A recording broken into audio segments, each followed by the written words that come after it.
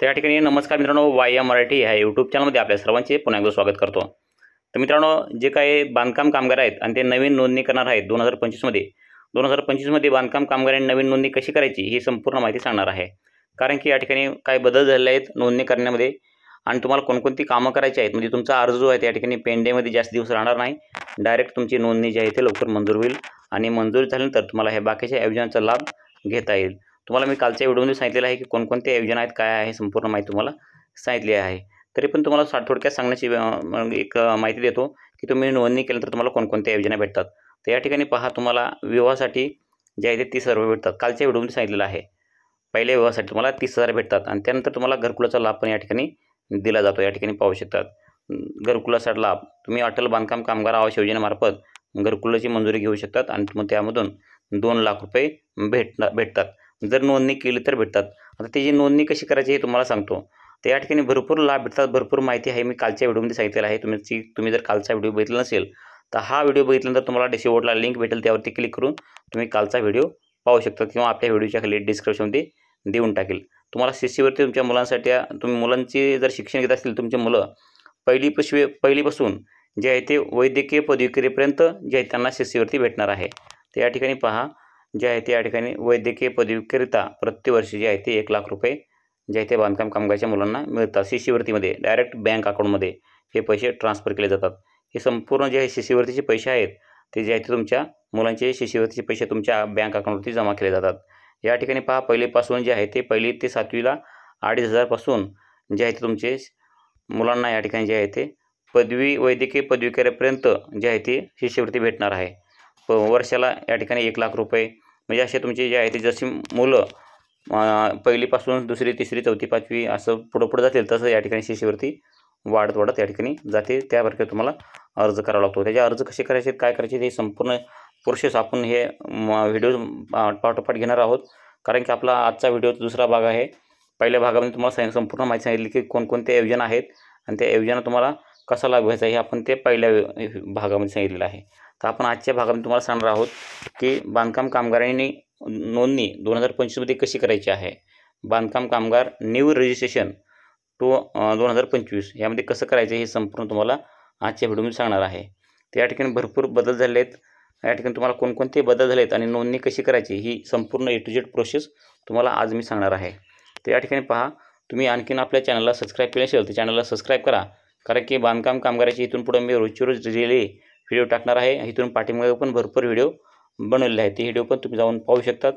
आणि या ठिकाणी जे ते आपण व्हिडिओला सुरू करूयात। चॅनलला आणखीन सबस्क्राईब केलं नसेल तर चॅनलला सबस्क्राईब करा। तर या ठिकाणी जे आहे ते आपल्याला पहिलं ऑप्शन या ठिकाणी दिसत आहे की बांधकाम कामगाराची नोंदणी करा। ते ऑप्शन आपल्याला नोंदणी करण्यासाठी आहे आणि नोंदणी केल्यानंतर आपली नोंदणी सक्रिय झाल्यानंतर आपल्याला बांधकाम कामगार दाव्यासाठी ऑनलाईन अर्ज करा। म्हणजे जे आहे ते आपल्याला या ठिकाणी कुठला शिष्यवृत्तीचा अर्ज करायचा असेल किंवा कोणताही अर्ज करायचा असेल, आपल्याला या ठिकाणी कुठलीही फाईल करायची असेल तर या ठिकाणी आपल्याला क्लिक करावं लागतं आहे। आता त्यानंतर बांधकाम कामगाराची एकदा नोंदणी झाल्यानंतर त्यांना वर्षाला एकदा ही नोंदणी रिन्यू करावी लागते। तर आपले 3 नंबरचं ऑप्शन बांधकाम कामगार ऑनलाईन नोंदणीचे नूतनीकरण करा, हे 3 नंबर ऑप्शन दिलेलं आहे। आता हे 4 नंबर ऑप्शनचं आहे ते आहे दाव्याची नियुक्तीची तारीख बदला। आपण या ठिकाणी आता या ठिकाणी आपण काय करत आहोत, बांधकाम कामगाराची नोंदणीसाठी आपण या ठिकाणी अर्ज करत आहोत। अर्ज करताना आपल्याला एक तारीख निवड लागते आणि त्या तारखेला आपल्याला आपल्या जवळच्या तालुक्याला कामगार सुविधा केंद्र दिलेलं आहे, त्या तालुक्याला जाऊन आपण त्या तारीख निवडली तर त्या तारखेला आपल्याला त्या ठिकाणी हजर राहणं गरजेचं असते। जे आपण या ठिकाणी मूळ कागदपत्र घेणार आहोत ते कागदपत्रासहित आपल्याला त्या तारखेला त्या ठिकाणी हजर राहणं गरजेचं असते। जर आपण त्या तारखेला हजर राहू शकत नसोल तर आपण त्या ठिकाणी तारीख जी आहे त्या ठिकाणी चेंज करू शकतो, त्याचा तारीख बदलू शकतो। असं या ठिकाणी दाव्याची नियुक्तीची तारीख बदला या ठिकाणी असं दिलेलं आहे, ती तारीख बदलण्यासाठी आहे ऑप्शन। आणि त्यानंतर बांधकाम कामगार नोंदणी अध्ययन करा। आता बांधकाम कामगाराच्या नोंदणीमध्ये काय बदल करायचे असेल तर आपल्याला या ठिकाणी हे ऑप्शन दिलेलं आहे, आपली बांधकाम कामगार नोंदणी अध्ययन करा असं ऑप्शन दिलेलं आहे। आणि त्यानंतर या ठिकाणी पहा, बांधकाम कामगार प्रोफाईल लॉग इन करा, शेवटचं ऑप्शन आहे। या ठिकाणी बांधकाम कामगाराची प्रोफाईल तुम्ही या ठिकाणी पाहू शकता। बांधकाम कामगाराचा आधार नंबर, मोबाईल नंबर टाकून बांधकाम कामगार प्रोफाईल लॉग इन केल्यानंतर आपल्याला त्या ठिकाणी बांधकाम कामगारचा मोबाईल नंबर, नाव, वय, ते वैवाहिक स्थिती, संपूर्ण त्यांचा रजिस्ट्रेशन नंबर, त्यांना रिन्यूअल कधी संपणार आहे, त्यांना रिन्यूअल कधी करावं लागणार आहे, त्यांचं संपूर्ण बँक पासबुक कुठला आहे, बँक अकाउंट कोणतं आहे, A to Z प्रोसेस त्या ठिकाणी त्यांचं जे आहे ते तुम्हाला पाहायला भेटेल।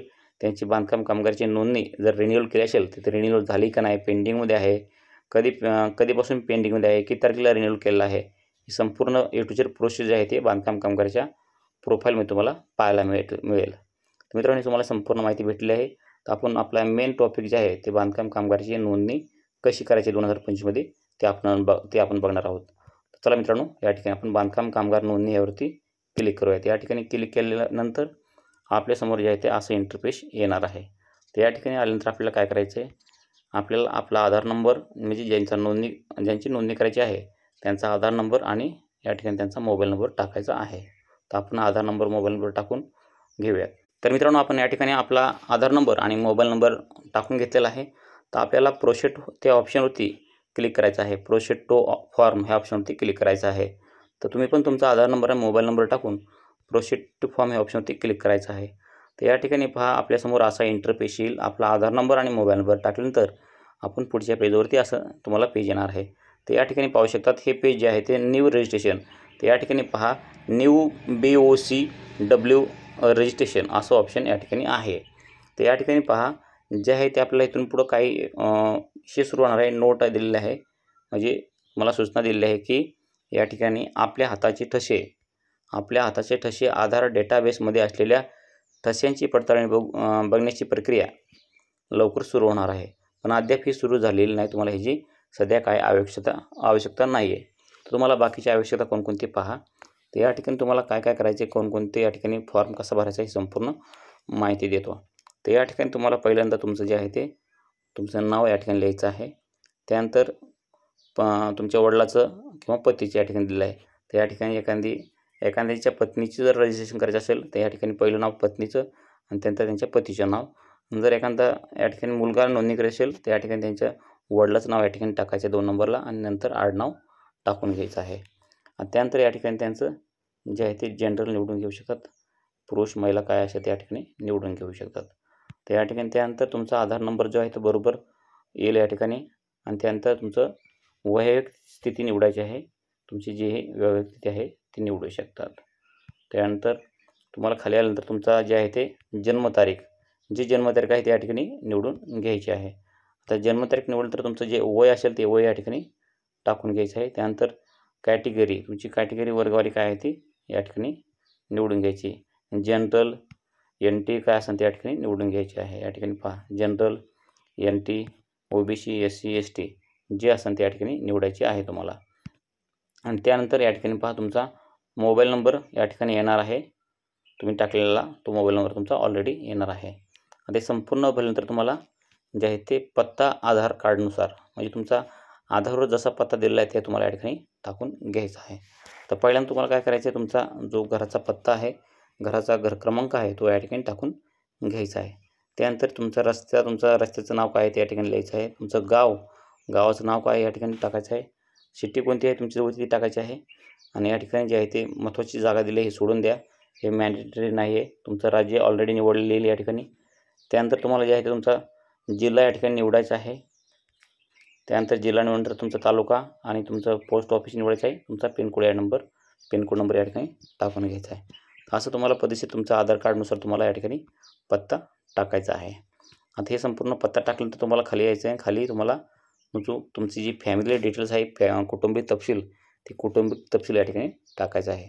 तर या ठिकाणी तुम्हाला माहिती दिलेली आहे काय, या ठिकाणी पहा की आपल्या कौटुंबिक माहितीचे फक्त आई वडील, पत्नी आणि पहिले 2 पाल्यांची नावे भरावीत. तर या ठिकाणी जे आहे तुम्हाला तुमचे पहिल्या 2 पाल्यांचीच या ठिकाणी नाव टाकायचे. 3 पाल्ले असतील तर टाकायची गरज नाही, फक्त 2च पाल्ल्याची या ठिकाणी नावं टाका. पहिल्या 2 पाल्यांनाच या ठिकाणी जे आहे ते लाभ भेटतात. तर या ठिकाणी पहा, पहिल्यांदा तुमचं या ठिकाणी नाव टाकायचं आहे. त्यानंतर आडनाव टाकायचे, त्यानंतर वडिलाचे किंवा पतीचे नाव टाकायचे. त्यानंतर जन्मतारीख त्यांची टाकायची आहे. आणि जन्मतारीख टाकल्यानंतर तुम्हाला अलीकडे स्क्रॉल करायचं आहे आणि या ठिकाणी त्यांचं जे आहे ते वय टाकायचं आहे. तुमचे रिलेशन काय आहे ते टाकायचं आहे. आणि त्यानंतर जे आहे ते आधार क्रमांक टाकायचा आहे. त्यांचा व्यवसाय काय आहे, एज्युकेशन किती झालेलं आहे, शिक्षण किती झालेलं आहे ही माहिती द्यायची आहे. आणि हे दिल्यानंतर तुम्हाला जे आहे ते पुढं त्यांची नॉमिनी जोडायचं असेल तर नॉमिनीवर क्लिक करायचं आहे. आणि त्यानंतर ते BOCWमध्ये आधीच नोंदणी करत आहेत का, म्हणजे तुम्ही बांधकाम कामगार आहेत आणि तुमचे जे तुम्ही यांचं नॉमिनी जोडणार आहात ते पण तुमचे बांधकाम कामगारामध्ये नोंदणी करत आहेत का, तर ते नोंदणी करत असाल तर त्यांचं होय करायचं आहे आणि त्यांची जे पुढं त्यांच्या नोंदणी क्रमांक या ठिकाणी टाकायचा आहे या ठिकाणी. तर अशा प्रकारे तुम्ही जे आहे ते नावं तुमच्या घरातील जोडून घेऊ शकतात. तर अशा प्रकारे तुम्ही संपूर्णाचे नाव जोडायचे आहे. तुम्हाला आणखीन हे 2 कप्प्यात बसत नसतील तर आणखीन तुमची या ठिकाणी ॲड आणखीन जोडा या ऑप्शनवरती क्लिक करायचं आहे आणि आणखीन तुम्ही तुमचे जे व्यक्ती असतील कुटुंबातील त्यांना या ठिकाणी त्यांची नावं जोडू शकतात. तर या ठिकाणी तुमचे कुटुंबिक तपशील या ठिकाणी जोडल्यानंतर तुम्हाला खाली यायचं आहे आणि खाली जे आहे ते नियोक्ता तपशील या ठिकाणी पाहू शकतात. नियोक्ता तपशीलमध्ये तुम्हाला जे आहे ते नियुक्तीचा तपशील द्यायचा आहे. पहिल्यांदा या ठिकाणी पाहू शकता तुम्ही जे कामगाराचे स्वरूप आहे त्या ठिकाणी कामगाराचे स्वरूप आपल्याला या ठिकाणी निवडून घ्यायचे आहे. तर कामगाराच्या स्वरूपामध्ये काय काय आहे या ठिकाणी पहा, ऑल टाफे ऑफ हेल्पर, म्हणजे तुम्ही संपूर्ण या ठिकाणी कामं जर करीत असाल तर आपल्याला जे आहे ते या ठिकाणी क्लिक करायचं आहे. कुठं? वरच्या साईडला. तुम्ही कुठलंही संपूर्ण काम करत असाल त्या वरच्या साईडला क्लिक करायचं आहे डायरेक्टली या ठिकाणी. त्यानंतर मिशन वर्क, नंतर सेंटरिंग वर्कर, स्लॅब वर्कर जे असेल तुम्ही या ठिकाणी तुम्ही कोणतं काम करतात ह्यापैकी प्लंबर असाल, कारपेंटर असाल, पेंटर असाल, जे तुम्ही ह्यापैकी काम करतात ते या ठिकाणी वेल्डर असाल ते तुम्ही या ठिकाणी निवडू शकतात. बरोबर. तुम्हाला जे आहे ते यापैकी कुठलंही तुम्ही स्लॅब वर्कर, प्लंबर असाल, कारपेंटर असाल, पेंटर असाल ते तुम्ही या ठिकाणी निवडायचं आहे तुम्ही कोणतं काम करतात. तर त्यानंतर जारी करण्याचा प्रकार या ठिकाणी, तर या ठिकाणी आपल्याला क्लिक करायचं आहे. त्यामध्ये कॉन्ट्रॅक्टदार, ग्रामसेवक आणि नंतर या ठिकाणी नाका कामगार या ठिकाणी 2-3 ऑप्शन दिलेले आहेत. तुम्ही यापैकी कुठलंही एक ऑप्शन निवडू शकता. तुम्ही कोणता आहात, तर ग्रामसेवक तुम्ही सही शिक्का घेऊ शकतात का, तुम्ही म्हणजे ग्रामीण भागात राहत असाल तर या ठिकाणी ग्रामसेवक तुम्ही सही शिक्का घ्यायचा आहे 90 दिवसाच्या प्रमाणपत्रावर. तर आपण या ठिकाणी ग्रामसेवक निवडूयात. जास्त करून कामगार जे आहे ते ग्रामीण भागातले आहेत आणि त्यांना जे आहे ते ग्रामसेवकडून सही शिक्का घेणं बंधनकारक आहे. आणि ते सही शिक्का ग्रामसेवकडून घेतल्यानंतर तुम्हाला खाली काय द्यायचं पहा, त्यांच्याकडनं जावक दिनांक या ठिकाणी त्यांनी 90 दिवसाच्या प्रमाणपत्रावर कोणता जावक दिनांक टाकलेला आहे तो या ठिकाणी लिहायचा आहे. त्यानंतर जावक क्रमांक या ठिकाणी लिहायचा आहे. आता जावक दिनांक, जावक क्रमांक लिहिल्यानंतर खाली आल्यानंतर तुम्हाला या ठिकाणी जे आहे ते ग्रामपंचायतीचे नाव या ठिकाणी टाकायचं आहे. ग्रामपंचायत जिल्हा या ठिकाणी टाकायचा आहे. ग्रामपंचायतचा तालुका या ठिकाणी टाकायचा आहे. ते संपूर्ण टाकल्यानंतर या ठिकाणी तुम्हाला सर्वात महत्त्वाचं खाली आल्यानंतर तुम्हाला या ठिकाणी पहा जे आहे ते कृपया पडताळणीसाठी तुम्हाला भेट द्यायची असलेल्या योग्य तालुका केंद्र निवडा. तुम्हाला या ठिकाणी जे आहे ते तारीख निवडायची आहे आणि या ठिकाणी जे आहे तुम्हाला तुमचा जवळचा जो तालुका आहे तो तुमचा तालुका या ठिकाणी निवडायचा आहे. या ठिकाणी क्लिक करून तुम्हाला जे आहे ते तुमचा तालुका निवडून घ्यायचा आहे आणि तालुका निवडल्यानंतर जे आहे तुम्हाला खाली घ्यायचं आहे. आता तालुका निवडल्यानंतर तुम्हाला खाली काय आहे पहा, तुम्हाला कागदपत्र या ठिकाणी जे आहे ते अपलोड करायचे आहेत. तर यामध्ये तुम्हाला जे आहे ते JPG आणि JPEG, PNG आणि PDF स्वरूपात हे कागदपत्र असायला हवेत. तर तुम्हाला या ठिकाणी हे अपलोड करता येणार आहेत. आणि त्यानंतर जे आहे ते हे जी मॅक्सिमम साईज 2 MB असणं गरजेचं आहे. त्यापेक्षा मोठी फाईल नसून आहे, फक्त 2 MB असणं जास्तीत मॅक्सिमम मोठी असणं गरजेचं आहे. त्यापेक्षा मोठी अपलोड होणार नाही तुमचे फोटो. तर या ठिकाणी पहा तुम्हाला त्यानंतर काय करायचं आहे, तुम्हाला कुठला कागदपत्र अपलोड करायचे आहेत या ठिकाणी पहा. तुमचं जे आहे ते आधार कार्ड या ठिकाणी तुम्हाला अपलोड करणं पहिल्या ह्यामध्ये गरजेचं आहे. या ठिकाणी पहा जे आहे ते आधार कार्ड या ठिकाणी तुम्हाला अपलोड करायचं आहे. तर आधार कार्ड अपलोड केल्यानंतर तुम्हाला खालच्या साईडला आल्यानंतर या ठिकाणी पहा तुम्हाला 90 दिवसाचं काम केल्याचे प्रमाणपत्र या ठिकाणी अपलोड करायचं आहे. या ठिकाणी 90 दिवस काम केल्याचे प्रमाणपत्र, 90 दिवस वर्क सर्टिफिकेट, 90 दिवस कामाचे प्रमाणपत्र या ठिकाणी तुम्हाला अपलोड करायचं आहे. ते झालं आहे आणि तुम्हाला जे आहे ते संपूर्ण माहिती एकदा चेक करायची आहे. तर संपूर्ण माहिती चेक करताना तुम्ही ज्यावेळेस तालुका तुमचा जवळचा कामगार सुविधा निवडताल त्यावेळेस तुम्हाला या ठिकाणी जे तुमची तारीख या ठिकाणी एक निवडा, म्हणजे त्या ठिकाणी भेट घेण्यासाठी ती निवडा म्हणतील की तुम्हाला एक तारीख या ठिकाणी निवडून घ्यायची आहे. तुम्ही कोणत्या तारखेला त्या ठिकाणी आपल्या जवळच्या कामगार सुविधा केंद्रावर भेट देण्यासाठी जाणार आहेत. तुमचे मूळ कागदपत्र घेऊन त्या ठिकाणी तुम्हाला जावं लागतं व्हेरीफाय करण्यासाठी. आणि त्या ठिकाणी जवळच्या आपल्या कामगार सुविधा केंद्रावर गेल्यानंतर या ठिकाणी तुम्हाला तारीख निवडायची, त्या तारखेला त्या ठिकाणी हजर राहायचं आहे. आणि त्या तारखेला त्या ठिकाणी हजर राहिल्यानंतर तुमचे त्या ठिकाणी कागदपत्र व्हेरीफाय केले जातील. तुमचे कागदपत्र बरोबर असतील आणि व्हेरीफाय झाल्यानंतर तुमचा जे आहे ते अर्ज त्या ठिकाणी मंजूर करून दिला जाईल. आणि कागदपत्र मंजूर केल्यानंतर तुम्हाला जे आहे ते ह्या महाराष्ट्र इमारत व इतर बांधकाम कामगार कल्याणकारी मंडळाचे जे संपूर्ण फाईल आहेत किंवा संपूर्ण योजना आहेत ह्या संपूर्ण योजनेचं तुम्हाला जे आहे ते या ठिकाणी लाभ घेता येईल. तर मित्रांनो, अशा प्रकारे तुम्हाला जे आहे ते नोंदणी करायची आहे, बांधकाम कामगाराची 2025मध्ये नोंदणी कशी करायची हे तुम्हाला नक्कीच तुमच्या लक्षात आलं असेल. आणि ह्यामध्ये तुम्हाला काही प्रश्न असतील तर नक्कीच आम्हाला कमेंट करून सांगा. तुमच्या मनामध्ये आणखीन काही प्रश्न काही हे असतील, शंका असतील तर आम्हाला कमेंटमध्ये तुम्ही सांगू शकता. त्याचं उत्तर आम्ही लगेच देऊ.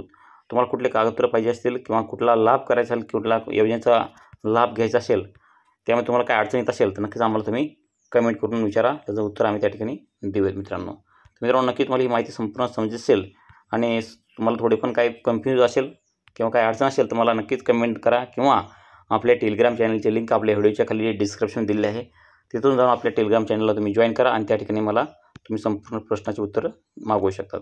मित्रांनो, तुम्हाला नक्कीच ही संपूर्ण माहिती समजली असेल की बांधकाम कामगाराची नोंदणी 2025मध्ये कशी करायची, कोणती प्रोसेस आहे, संपूर्ण A to Z तुम्हाला ह्या व्हिडिओमध्ये तुम्हाला मी सांगितलेलं आहे. असेच व्हिडिओ पाहण्यासाठी आपल्या चॅनलला सबस्क्राईब करून ठेवा. तुमच्या मनामध्ये काय प्रश्न शंका असतील तर आम्हाला कमेंटमध्ये सांगायला विसरू नका. भेटत अशाच नवीन माहितीचं नवीन खास व्हिडिओमध्ये पुढच्या व्हिडिओमध्ये. तोपर्यंत जय हिंद, जय महाराष्ट्र.